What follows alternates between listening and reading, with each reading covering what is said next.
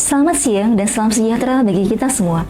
Perkenalkan, saya Winnie Sampriska Limbong MPD, salah satu dosen di Fakultas Ilmu Pendidikan, Program Studi Pendidikan Guru Sekolah Dasar Universitas Sari Mutiara Indonesia dengan NIDN 0110029101. Melalui video ini, saya menyampaikan pernyataan diri dalam unjuk kerja Tridharma Perguruan Tinggi atau PDD UKT PT sebagai salah satu persyaratan dalam sertifikasi dosen tahun 2024. Sebagai seorang dosen, saya telah melakukan Tridharma Perguruan Tinggi, yakni pengajaran, penelitian, dan pengabdian kepada masyarakat.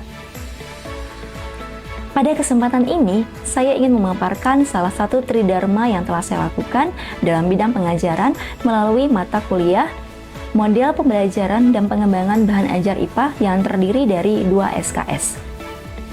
Model pembelajaran dan pengembangan bahan ajar IPA, saya menggunakan metode DIA yang merupakan singkatan dari Delivery, Interaction, dan Assessment. Delivery artinya sebuah proses di mana selaku pengajar saya menyediakan materi pembelajaran yang menarik yang membantu siswa dalam belajar mandiri dan berkelompok. Sumber ajar yang saya gunakan yaitu buku, jurnal-jurnal penelitian, dan literatur lainnya, di mana salah satu penelitian yang telah saya lakukan telah terintegrasi dan terpublikasi di Sinta 4 dengan judul Model Pembelajaran Kooperatif Jigsaw terhadap Hasil Belajar IPA pada Materi Panca Indera Manusia. Materi yang saya sajikan mengacu pada capaian pembelajaran lulusan atau CPL yang terdiri dari 4 aspek. Yang pertama, aspek sikap, keterampilan umum, keterampilan khusus, dan pengetahuan. Aspek sikap mencakup menjunjung tinggi nilai kemanusiaan dalam menjalankan tugas berdasarkan agama, moral, etika, dan menunjukkan sikap tanggung jawab atas pekerjaan di bidang keahliannya secara mandiri. Aspek keterampilan khusus mencakup mahasiswa mampu menerapkan pengetahuan konseptual di bidang studi sekolah dasar dengan meliputi perancangan dan pelaksanakan pembelajaran dengan model saintifik sesuai dengan etika dan akademik. Aspek keterampilan umum, mahasiswa mampu menunjukkan kinerja mandiri, bermutu, dan terukur. Dari CPL tersebut kemudian diturunkan menjadi 7 CPMK atau capaian pembelajaran mata kuliah. Yang pertama, mahasiswa mampu membedakan pembelajaran student-centered learning dan teacher-centered learning. Mahasiswa mampu menyebutkan definisi ciri-ciri pembelajaran dari kooperatif.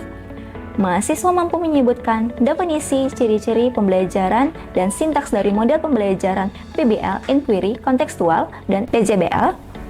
4. Mahasiswa mampu menentukan kekurangan dan kelebihan dari strategi pembelajaran. Mahasiswa mampu menyebutkan definisi, manfaat, dan jenis bahan ajar untuk SD. Mahasiswa mampu menyelesaikan portofolio bahan ajar SD. Dan yang terakhir, mahasiswa mampu melakukan pengembangan media pembelajaran IPA di SD. Dari CPMK tersebut, maka diturunkan menjadi beberapa sub CPMK yang terbagi ke dalam 14 pertemuan, tidak termasuk ujian tengah semester atau UTS, dan UAS atau ujian akhir semester.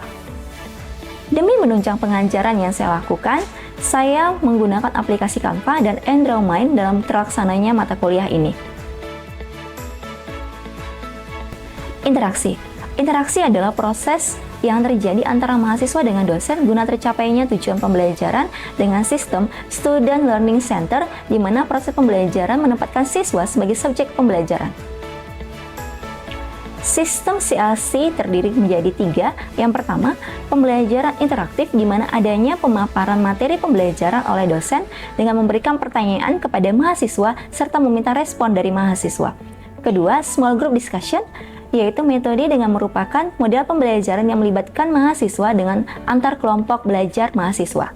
Ketiga, adanya self-direct learning, metode yang memberikan tugas kepada mahasiswa yang meliputi tugas critical journal, CBR, dan juga tugas terstruktur. Assessment adalah penilaian untuk mengukur kemampuan mahasiswa secara objektif dalam menerima materi pelajaran.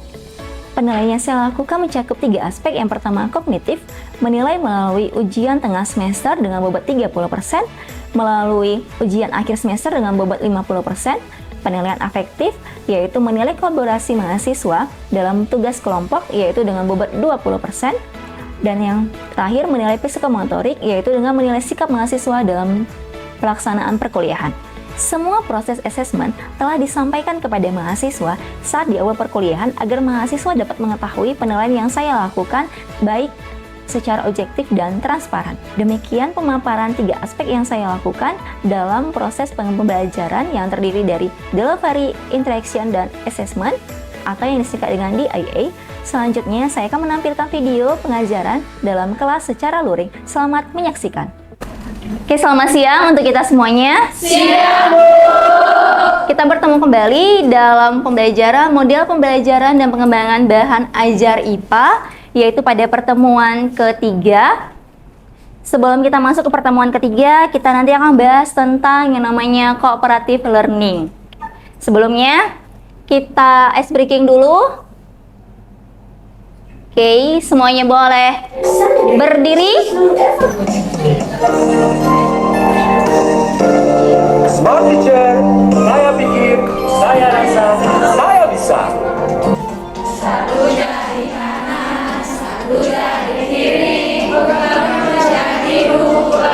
Dua jembatan panjang, dua jari kanan, dua jari kiri, bergabung menjadi empat. Dua kamera cereng, tiga jari kanan, tiga jari kiri, bergabung menjadi enam. Dua jembatan tinggi, empat jari kanan, empat jari kiri, bergabung menjadi delapan. Dua telinga rinci, empat jari kanan, lima jari kiri, bergabung menjadi 10. Siap berdoa.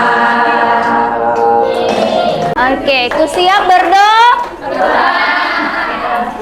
Sebelum kita mulai pembelajaran kita, ada yang ingin buat doa? Suci. Silahkan.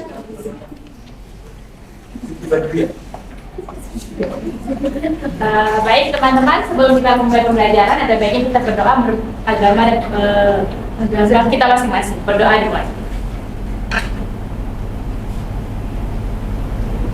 Berdoa selesai. Oke, terima kasih Suci. Saya absen ya. Ya, Dengarkan namanya. Arif, Saya, Bu. Ayu, Dosma, Elis Tinigea, Bu. Esra. Saya Bu. Angkat tangannya ya. Jelita, Saya Bu. Kasih Firman, Keris Jernih, Saya Bu. Lerin, Lisa Pratiwi, Penny Fantika Sari, Sally,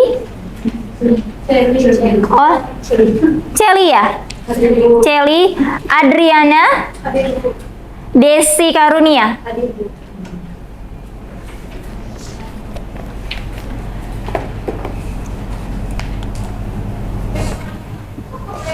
Selamat siang dan salam sejahtera bagi kita semuanya. Kita bertemu kembali dalam pelajaran mata kuliah model pembelajaran dan pengembangan bahan ajar IPA. Hari ini pertemuan ketiga yang menjadi topik kita hari ini yaitu cooperative learning. Oke, sebelum kita masuk ke cooperative learning, kita bahas nih tujuan pembelajaran. Tujuan pembelajaran kita yang pertama, 1.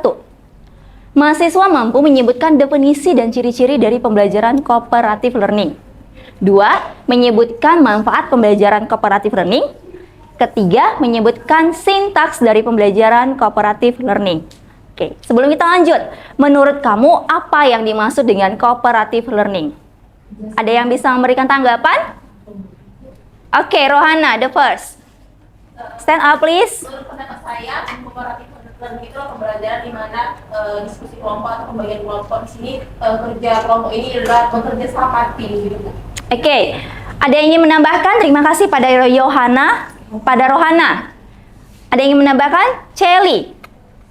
Silahkan kakak, cooperative learning. Selain dari yang diucapkan oleh Rohana. Cooperative learning itu kelompok kerja, yaitu kita dalam satu kelompok bisa menyatukan pendapat-pendapat dari setiap individu lainnya. Terima kasih. Oke, terima kasih. Satu lagi, pria. Ada pria yang ingin memberikan tanggapan? Oke, silakan Lerin. Jadi cooperative learning itu yaitu Terdiri dari 5 orang. 5 orang, berarti adanya tim. Ya, Oke, terima kasih untuk pendapatnya. Kita lanjut. Pendapat kita semua benar. Ada kerjasama, ada tim. Jadi dia nggak bisa berdiri sendiri. Dia bukan individu. Kita lanjut ya. Di sini ada cooperative learning. Definisinya.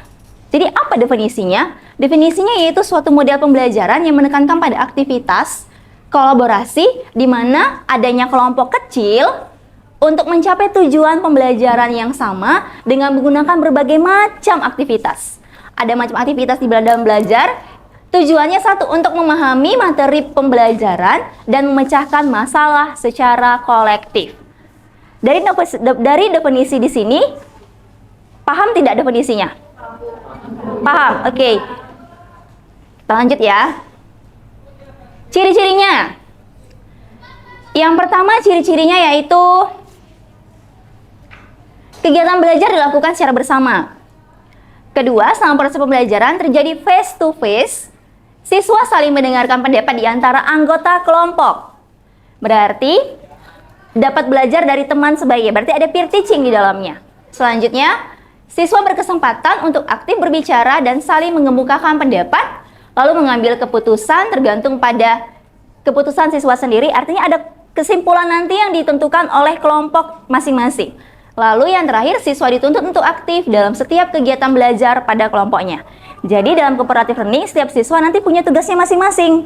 Jadi saling memberikan pendapat satu sama lain terhadap materi yang telah diberikan. Kita lanjut ya.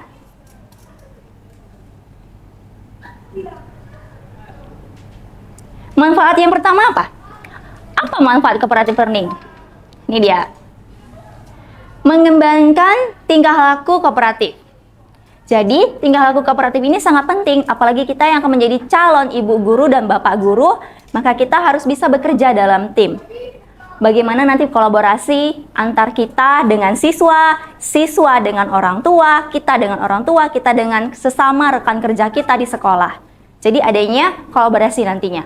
Lalu yaitu yang kedua, memicu terciptanya ide baru, memperbaiki hubungan antara siswa, meningkatkan prestasi akademik, dan meningkatkan solidaritas sosial. Ini manfaatnya. Lanjut. Ini yang mau kita implementasikan hari ini. Kita mau bahas tentang jigsaw model. Ada yang tahu jigsaw model apa? Oke, kita lihat ya. Jigsaw model. Jigsaw adalah pembelajaran kooperatif yang mempersyaratkan siswa untuk bertanggung jawab pada tugas masing-masing dan mengajarkan pada kelompok lainnya sehingga mampu memahami antar siswa. Itu dulu yang pertama. Ini dari definisi si jigsaw. Lalu yang kedua, ini karakteristik dari si jigsaw. Adanya cara belajar, cara bekerja dalam kelompok kooperatif untuk menuntaskan sebuah materi. Nanti ada materi pembelajaran yang dikasih. Gimana cara kelompok itu bisa menuntaskan materi pembelajaran yang telah diberikan. Lalu yang kedua, kelompok terbentuk dari siswa yang berpikir, ada siswa yang mampu berpikir tinggi, sedang, dan rendah. Jadi kelompoknya harus heterogen. Lalu yang ketiga, anggota kelompok dibentuk berdasarkan suku, ras, agama, jenis kelaminnya. Lalu yang keempat yaitu adanya penghargaan yang diberikan kepada kelompok secara individu. Oke, bisa? Ini dia sintaksnya. Sintaks yang pertama yaitu satu, pembentukan kelompok asal. Jadi spesifikasi dari jigsaw model ini adalah adanya kelompok asal. Lalu nanti pembentukan kelompok asal dibagi menjadi ke dalam kelompok kecil yang heterogen. Lalu setelah itu yang kedua, spesialisasi materi, setiap kelompok mempelajari bagian yang berbeda-beda. Lalu yang ketiga adalah kelompok ahli, nanti ada kelompok ahli, siswa yang mempelajari bagian yang sama berkumpul untuk berdiskusi. Jadi karakteristiknya yaitu, kalau dia jigsaw, nanti ada sintaksnya, lalu ada nanti kelompok ahli,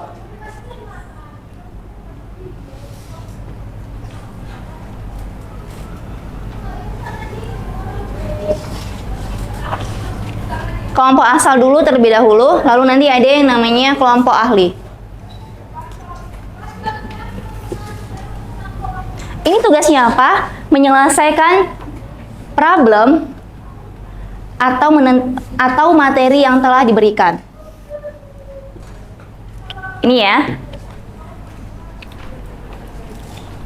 Jurnal yang telah relevan untuk Jigsaw ini, di mana jurnal itu menyebutkan bahwa memang terdapat hubungan peningkatan dari hasil belajar siswa terhadap adanya terdapat pengaruh model Jigsaw terhadap hasil belajar siswa di tingkat sekolah dasar.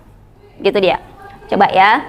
Ini salah satu jurnal, bisa dilihat.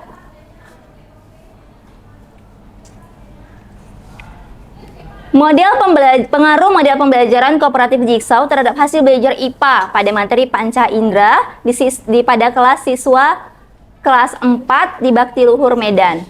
Maka terdapat nilai rata-ratanya meningkat dari 70 dan terendah 23. Sedangkan nilai rata-rata menggunakan konvensional dia 50 dan jadi di sini tujuannya untuk melihat apa pengaruh dari si model Jigsaw ini terhadap hasil belajar IPA.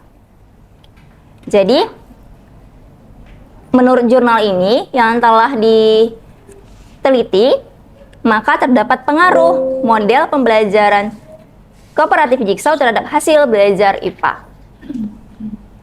Lalu, ternyata si Jigsaw ini tadi, Dek, banyak digunakan di sekolah. Mengapa? Salah satunya yaitu ada jurnal pengabdian masyarakat yang telah dilaksanakan. Oke, ini salah satunya. Ini dia. Ini ada jurnal pengabdian masyarakat yang telah dilakukan. Ini salah satu jurnal ibu dan juga jurnal bersama tim dari dosen kamu. Oke, kita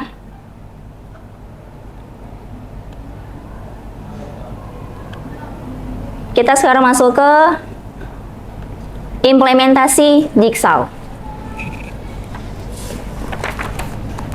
Di implementasi Jigsaw, grup kamu yang hari ini, yang kamu duduk di sini adalah kelompok asal. Kamu yang duduk di sini namanya kelompok asal, berarti kita masuk ke sini. Sekarang, gimana caranya kita bisa masuk ke ahli, lalu nanti, gini, sintaksnya kita nanti belajar dulu di kelompok asal, lalu masuk nanti setelah itu kita masuk kelompok ahli, lalu kembali lagi kelompok asal untuk memberitahukan materi yang telah kita pelajari di kelompok ahli, sehingga kelompok asal menjadi satu materi yang terpecahkan. Oke, saya ada buat mata, telinga, hidung, kulit, dan lidah. Ada kan?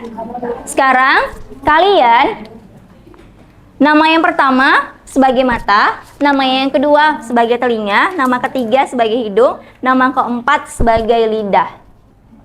Oke, bagi timnya berdasarkan bahan ajar yang telah ditentukan, kalian bisa bagi sama teman-temannya. Siapa tadi yang telinga, siapa yang ini, siapa yang mata. Ada kan di situ? Ada 5 nggak di situ? Ada kan? Oke, bagi bahan ajarnya kita discuss selama 10 menit dari sekarang.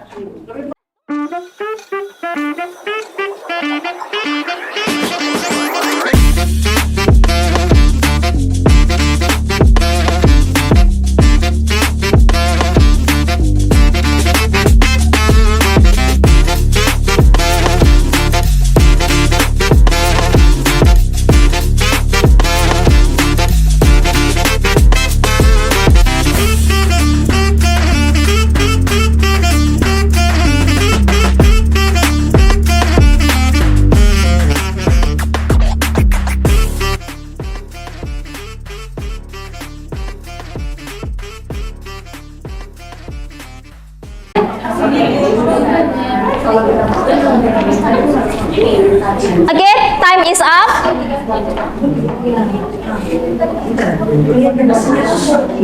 Oke, udah selesai waktu diskusi di kelompok ahli, udah selesai. Oke, jadi informasi yang kalian peroleh tadi Yang kalian peroleh di kelompok kalian masing-masing, kalian boleh bagikan ke kelompok asal. Sekarang kita kembali ke kelompok asal. Kan, oke. Kamu tugasnya membahas itu di kelompok asal. Jadi rangkum jadi sebuah kesimpulan. Bisa? Rangkum jadi sebuah kesimpulan. Oke, dari kulit kelompok Leri dan teman-teman silahkan langsung ongoing aja. Apa yang kalian ketahui bisa saling membantu satu sama lain. Oke, silahkan Sapnia dan tim.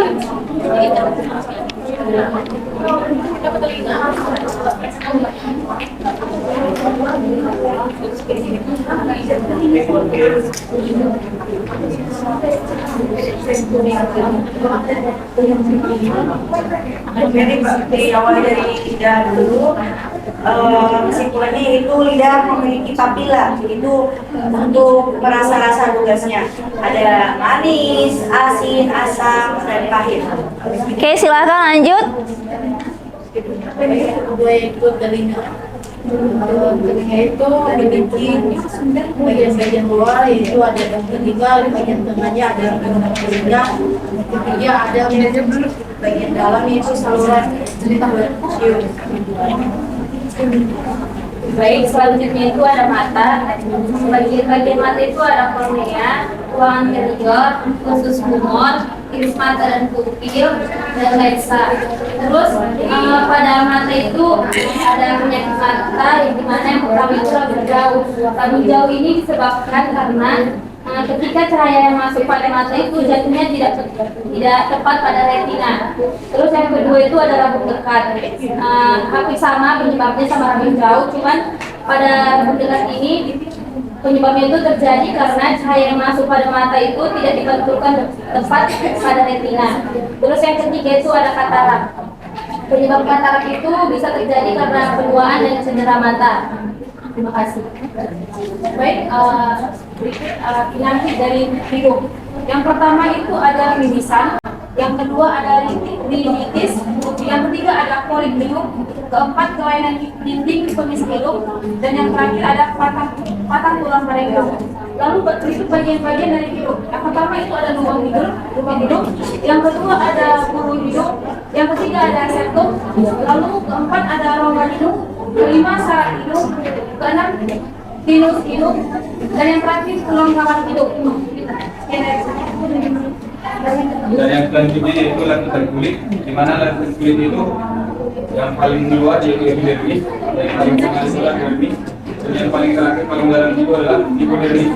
Dan yang sering terjadi pada penyakit kulit yaitu mungkin gatal gatal dan teknik hitam itu karena kelembaban atau faktor.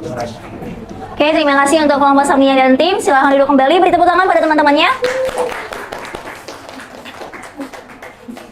Oke, kelompok selanjutnya, Mai. Itu saya mengejarkan mata, yang dimana mata berfungsi untuk melihat, dimana dalam mini mata terdapat kornea, ruang arterial umum, dan lensa.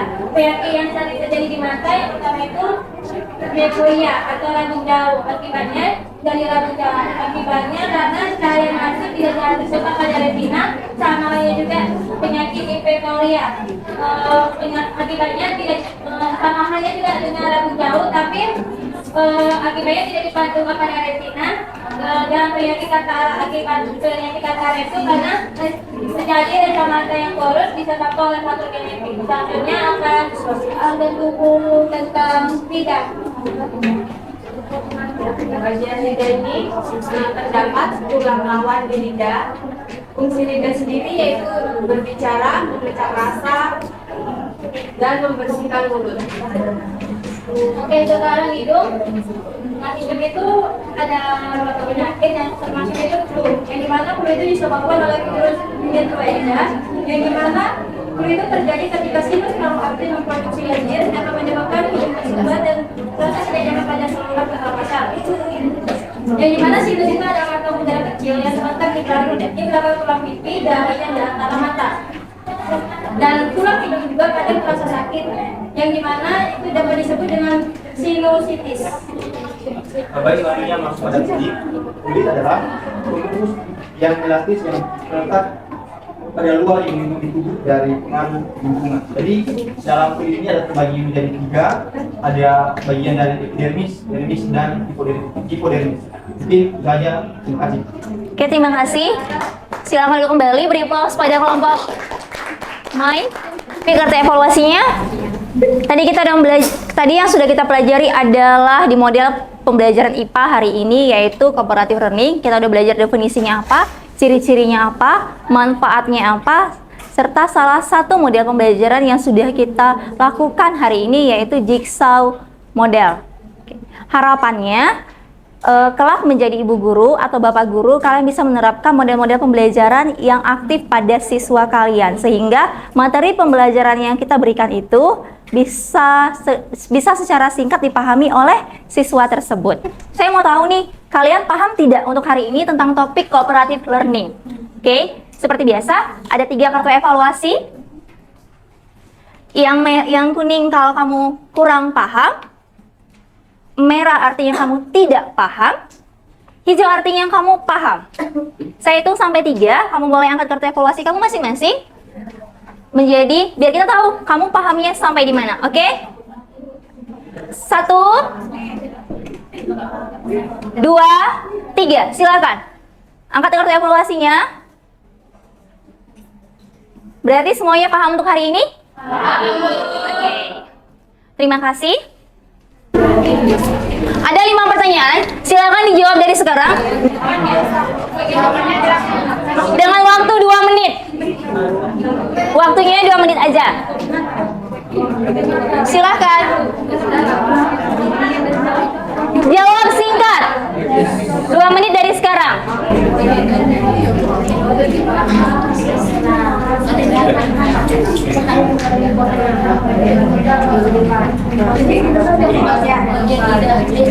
Oke, saya hitung mundur ya. 3, 2, 1. Oke, finish. Oke, silakan kumpul, finish. Oke. Demikianlah pertemuan singkat kita pada siang hari ini. Kiranya apa yang boleh kita pelajari tadi boleh bermanfaat buat kamu, boleh menjadi bahan tambahan yang baru buat kamu.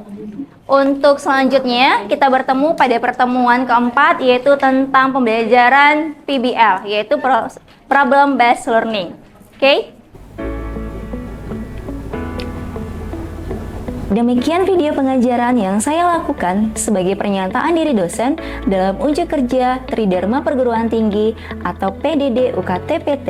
Semoga bermanfaat. Terima kasih dan selamat siang.